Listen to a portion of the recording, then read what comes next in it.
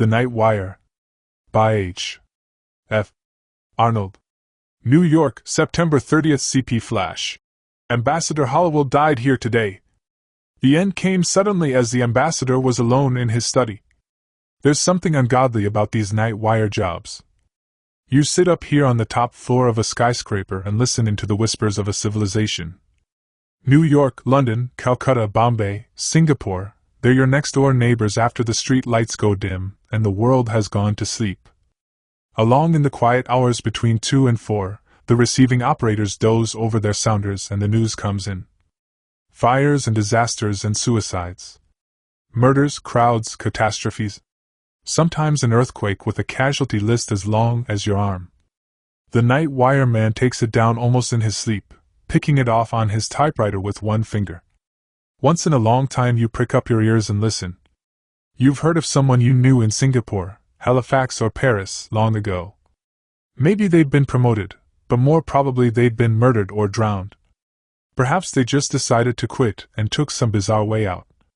Made it interesting enough to get in the news. But that doesn't happen often.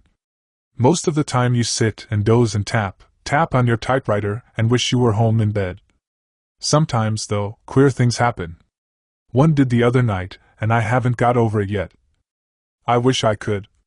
You see, I handle the night manager's desk in a western seaport town. What the name is, doesn't matter.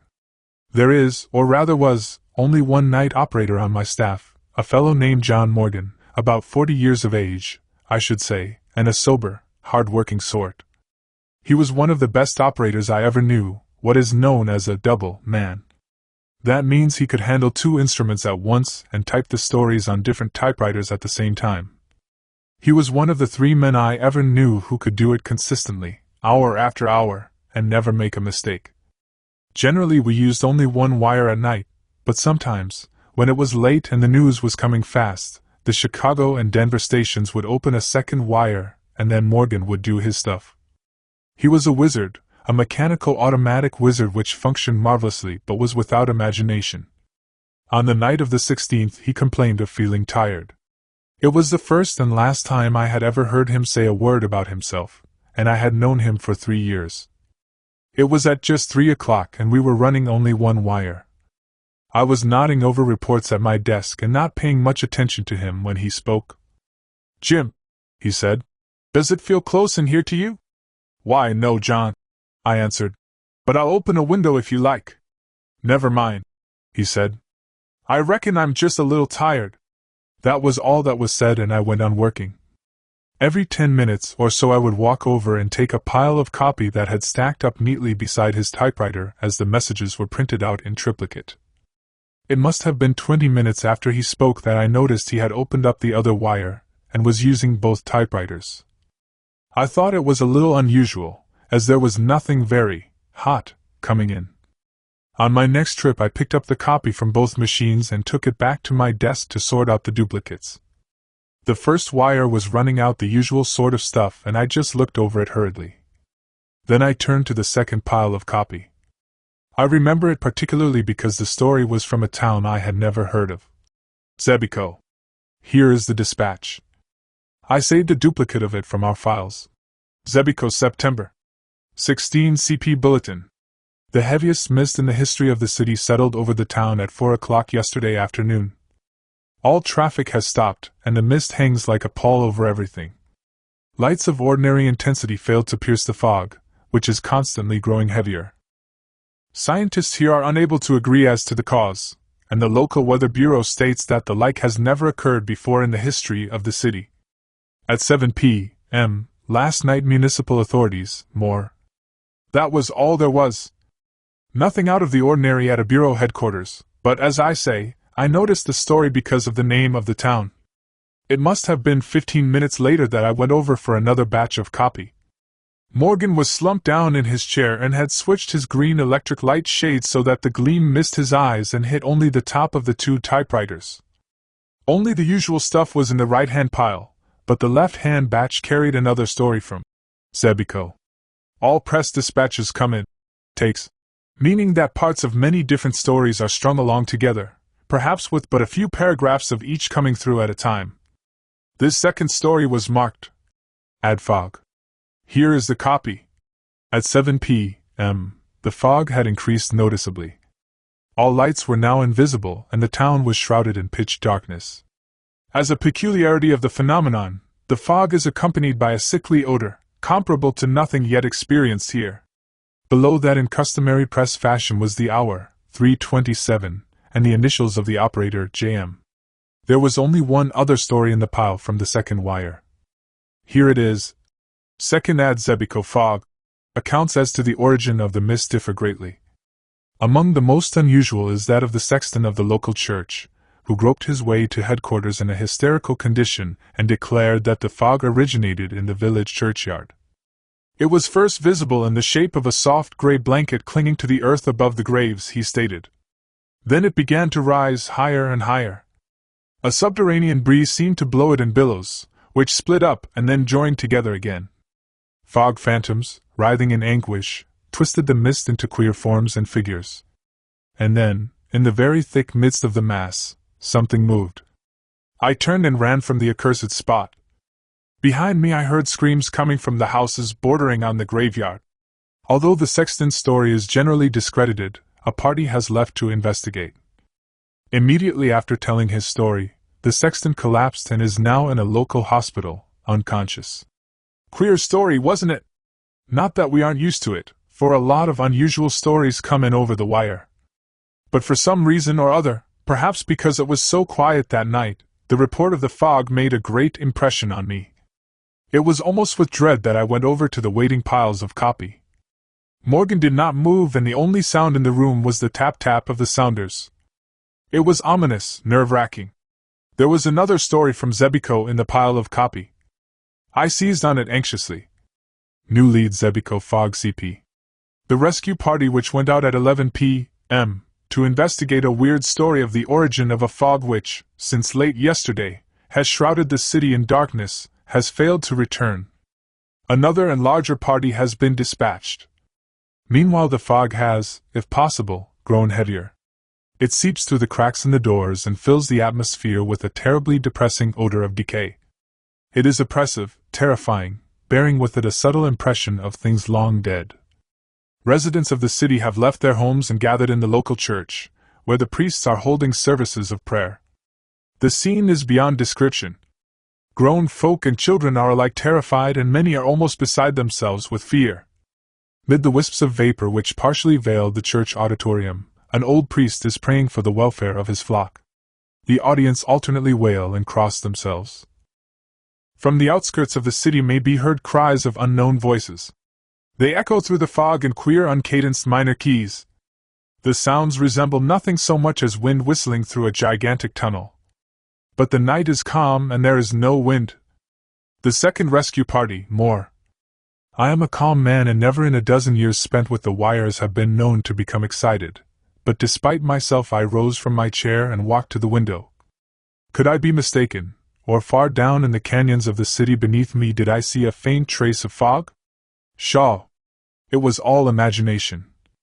In the press room the click of the sounders seemed to have raised the tempo of their tune. Morgan alone had not stirred from his chair. His head sunk between his shoulders, he tapped the dispatches out on the typewriters with one finger of each hand. He looked asleep. Maybe he was. But no, endlessly, efficiently, the two machines rattled off line after line, as relentless and effortless as death itself.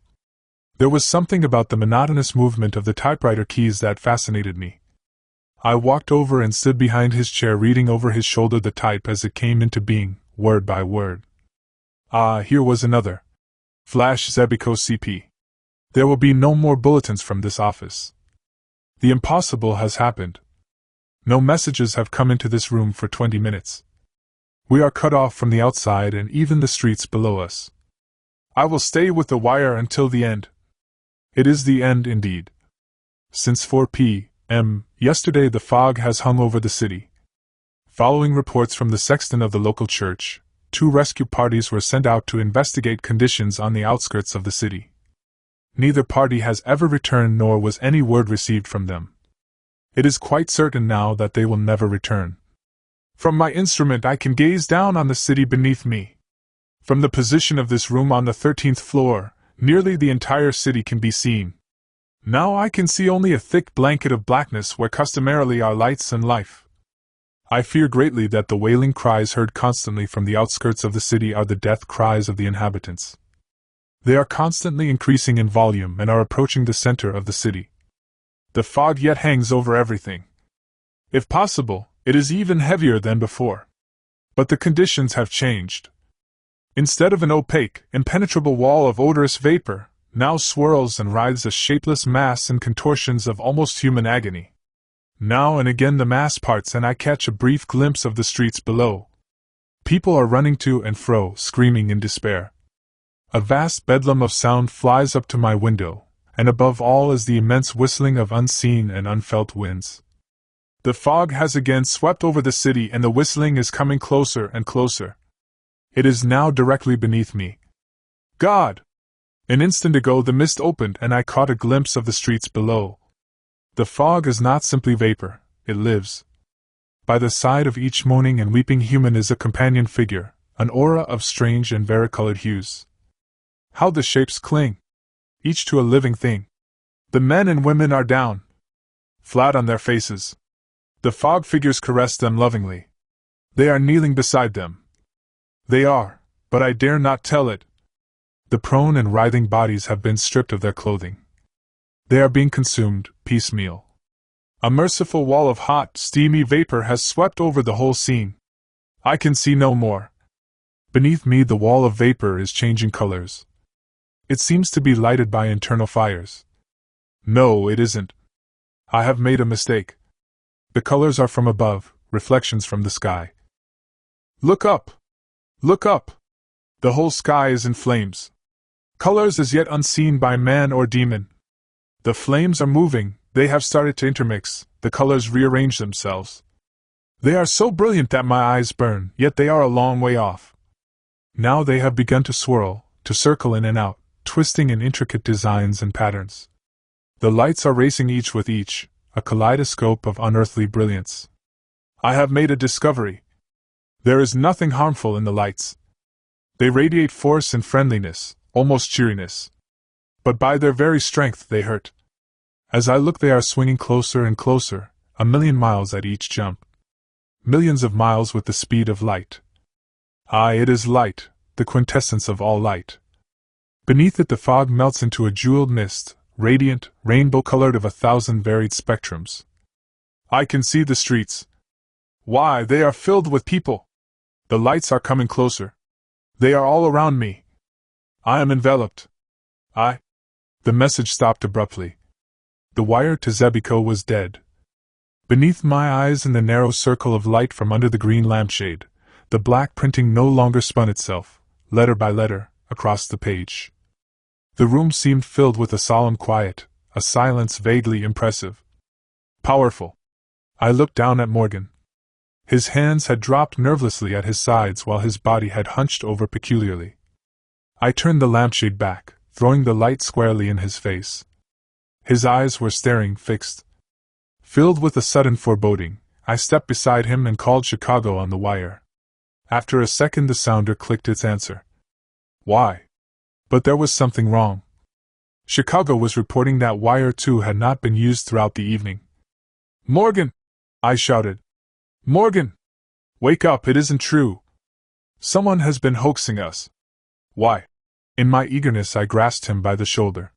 It was only then that I understood. The body was quite cold. Morgan had been dead for hours.